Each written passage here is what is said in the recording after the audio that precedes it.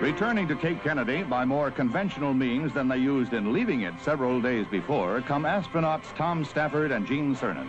Their 3-day, 1.25 million mile space journey was hailed a success by NASA experts.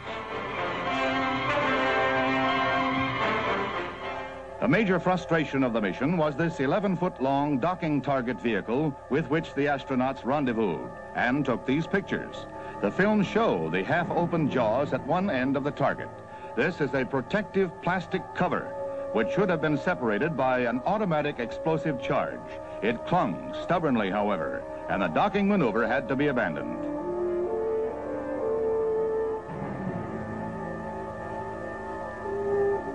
When he saw it, as you're seeing it now, astronaut Stafford radioed back to Mission Control and said, "We've got a weird-looking machine here. It looks like an angry alligator rotating around." A failure of the Gemini ground crew involving the attachment of 4 tiny wires, which would have triggered the explosion to jettison the jaws, is discovered too late. With the docking entrance blocked, the maneuver is canceled. Stafford volunteered to nudge the alligator jaws out of the way by bumping it gently with Gemini's docking bar. This and a suggestion that Cernan would try to pry open the jaws during his spacewalk were both turned down as too dangerous.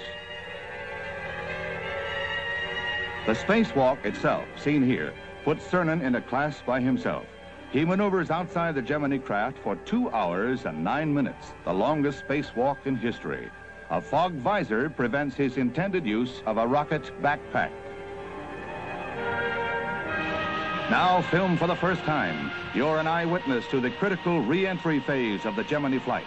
Tremendous friction and heat are generated on the spacecraft shield.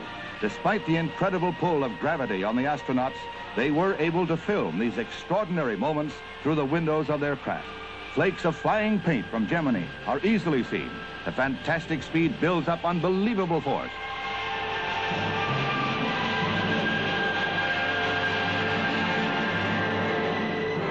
The astronauts set a new record for landing accuracy. They come down less than 2 miles from their pickup ship, the carrier Wasp.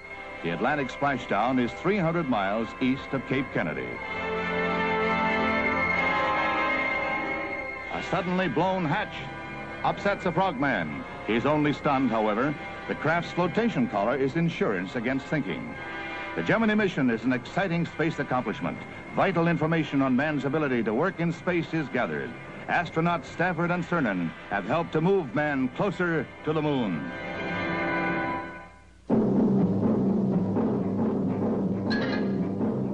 NASA test pilot Milton Thompson is seated inside his wingless metal capsule, which has its first test flight near Edwards Air Force Base in California. The future space ferry drops from beneath the wing of the mothership, a bomber at 45,000 feet. First it maneuvers, then flattens out into a glide. The all-aluminum craft is controlled by 2 rudders. During the last few thousand feet of flight, the craft appears to be coming in too steeply to land safely. However, in the last few seconds, test pilot Thompson lifts the ship's blunt nose, levels off, pops the craft's landing wheels into position, and lands on a dry lake bed at about 200 miles an hour. Happy landing for a satellite ferry of the future.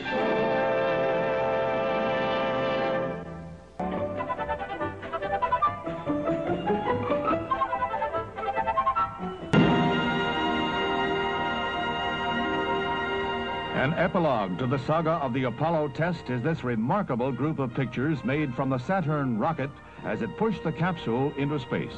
2 cameras were aboard, and one with an extremely wide-angle lens made this sequence from the first stage of the Saturn as it fell away after shutdown, and the Apollo speeds on its way on top of the second stage. This film was shot at 5 times normal speed to record every breathless moment until the second stage fires and boosts the capsule to an altitude of 310 miles.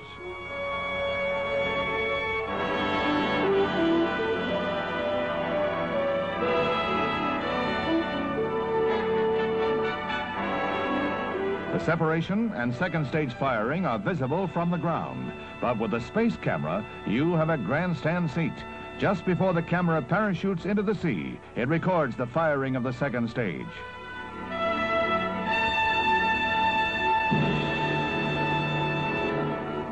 The heat shield withstands 4,000 degrees as the Apollo re-enters and lands right on target near the carrier Boxer. Space scientists were elated at its performance in this first test. This is the space vehicle that will carry 3 astronauts on a mission to the moon. An auspicious debut. And again, Uncle Sam wrote space history.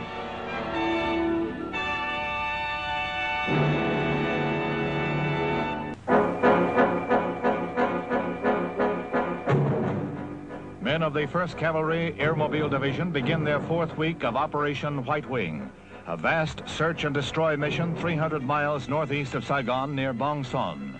This particular mission is to take and hold a village near Highway 1. No sooner do the copters leave than the soldiers come under sniper fire. They're pinned down until a call goes out for aerial support and fighter bombers move in.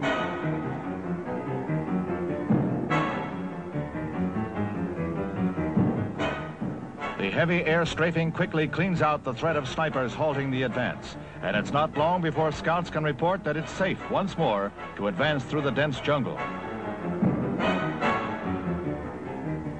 Near the village, men of the 1st Cavalry wipe out Viet Cong fighting a rear guard action. They killed 27 in the advance and took 78 suspects. When the men finally enter the village, they find everything quiet on the surface. The first step in pacification of the settlement will be to move civilians to safer areas, to encampments where they can't be the target of Viet Cong revenge.